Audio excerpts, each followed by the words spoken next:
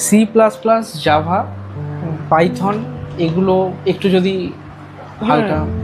সমস্ত প্রোগ্রামিং ল্যাঙ্গুয়েজের উদ্দেশ্যই হচ্ছে একই, যে সেট অফ ইনস্ট্রাকশন লেখা। এবারে সেটা কিছু কিছু ক্ষেত্রে দেখা হয় যে সেটা সিস্টেমের কাছে ভালো না প্রোগ্রামারের কাছে ভালো। প্রোগ্রামার মানে যে কোডটা লিখছে বা যে প্রোগ্রামিং করছে। এবারে যদি আমি বলি যে সিস্টেমের ক্ষেত্রে কোনটা ভালো, তাহলে সি, সি প্লাস প্লাস এই ল্যাঙ্গুয়েজগুলো বেশি ভালো, কারণ সেগুলো মানে সিস্টেমের অনেক কাছাকাছি। এক্ষেত্রে দু রকম হয়, কম্পাইলার আর ইন্টারপ্রিটার, দুটো হয়। কম্পাইলার হচ্ছে যে আমি তো যে কোডটা লিখবো সেটা তো আমি ইংরেজিতে লিখবো বা ইংলিশ লাইক ল্যাঙ্গুয়েজে লিখবো। তো সেই জিনিসটাকে মেশিনের বোধগম্য, মেশিন 0-1 ছাড়া বোঝে না।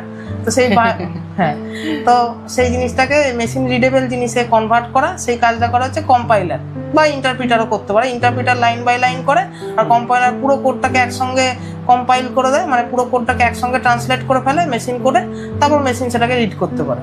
তো এই সি, সি প্লাস প্লাস এই ল্যাঙ্গুয়েজগুলো, এগুলো মেশিনের অনেক কাছাকাছি, এগুলো তাড়াতাড়ি কনভার্ট করা যায়, সেজন্য এগুলোর এক্সিকিউশন টাইম ফাস্ট।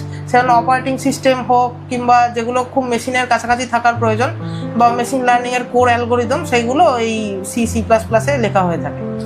বা কোনো কম্পাইলার লেখা হয়, কম্পাইলারও এই প্রোগ্রামিং ল্যাঙ্গুয়েজ ইউজ করেই লেখা হয়। তো সেক্ষেত্রে এই সমস্ত সি, সি প্লাস প্লাস এগুলোকে বেশি গুরুত্ব দেওয়া হয়। আর অন্যান্য বিজনেস অ্যাপ্লিকেশন